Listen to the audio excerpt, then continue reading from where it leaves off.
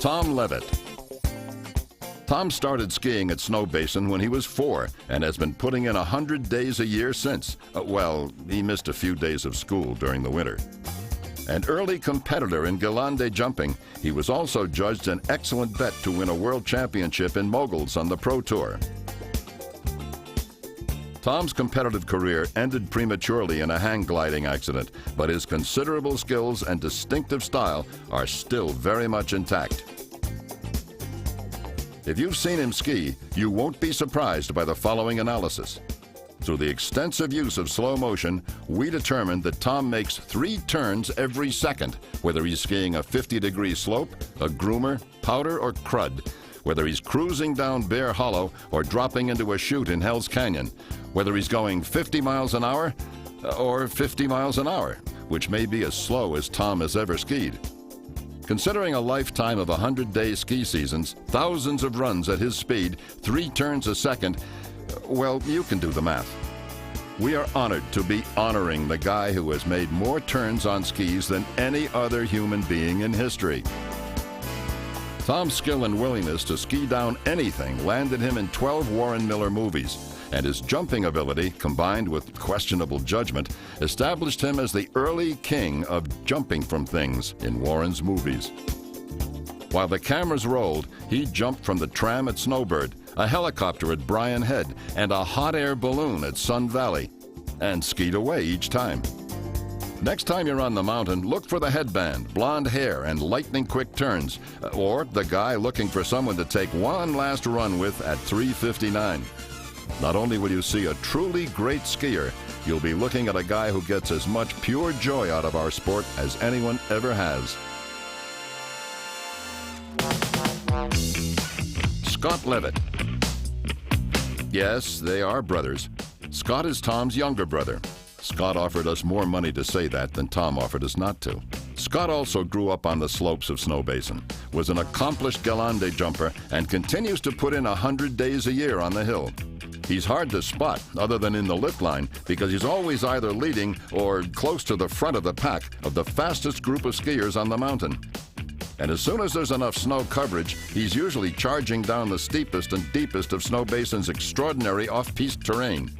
He's a great guy, but he's not going to wait for you, and you won't have a chance of keeping up unless you seriously juice your downhill horsepower and are willing to risk life and limb.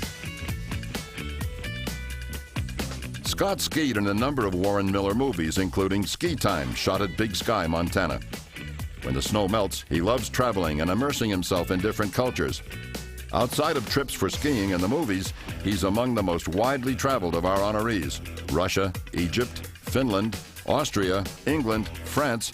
He has spent extensive time overseas. But Scott confides that through all of his adventures outside Utah, there's a quaint little establishment in the good old USA hinterland of Alaska that remains his favorite.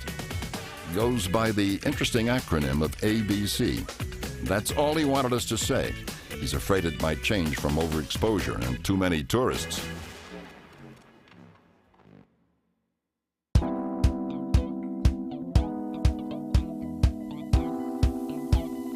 Bobby Chambers.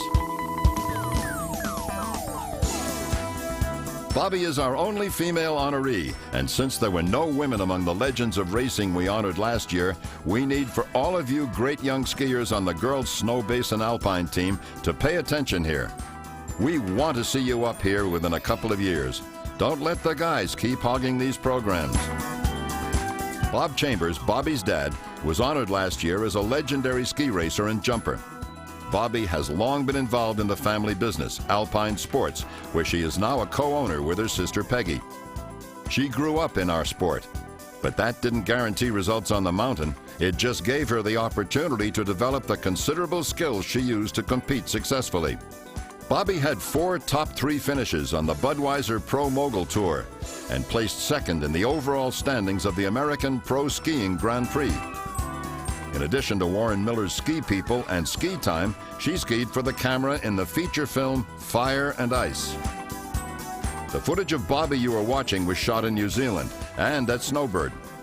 We think you'll agree that Bobby's elegant style exemplifies the beauty of skiing when making turns and moving with grace was a good thing.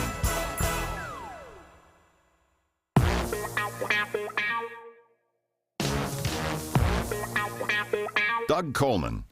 Doug is the only one of our honorees who still appears regularly in the movies and movie credits. He's gone from Warren Miller, the king of ski films, to Steven Spielberg, the king of films, period. Doug has been a top stuntman, and for the past 15 years, a stunt coordinator and director as a member of the Academy of Motion Pictures Arts and Sciences. And his films include Spielberg's The Terminal, Martin Scorsese's The Aviator, and Jonathan Demme's The Manchurian Candidate. Doug's playground when he was young was the mountains surrounding the Ogden Valley. He had a serious background in gymnastics, and it showed as he quickly moved to the front of the pack of freestyle aerialists when he started jumping on skis over snow. In addition to competing, he was one of the first American international judges in freestyle and helped create the judging criteria, competition organization, and safe training techniques used by competitors. Doug's other areas of athletic expertise, which made him a sought-after stuntman, are diving, skydiving, trampoline, mountain climbing, cliff jumping, and martial arts. Juggling. Doug lives with his wife and 2 children in Los Angeles and Park City. Michael Hart. Mike was immediately hooked the first time he put on skis, which was at Snowbasin, and says he has skied a minimum of a couple of days a week for all of the 44 years since. Mike competed on the Midas World Cup Tour in the early 70s with Bob Salerno and Robert Young. He had many top 10 finishes and more than a few in the top 3.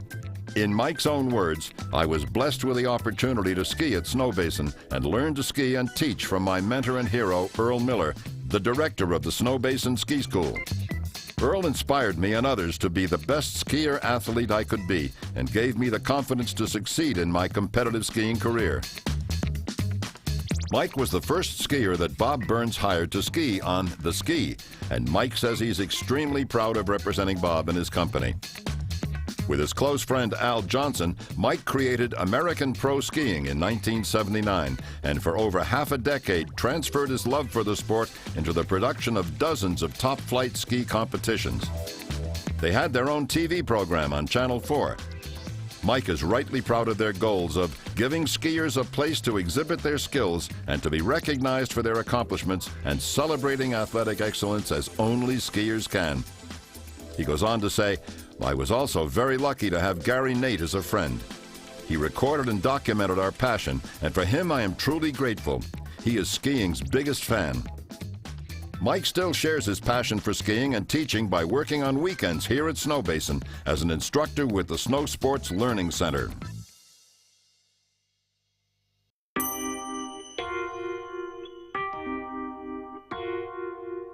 Jeff Hyde.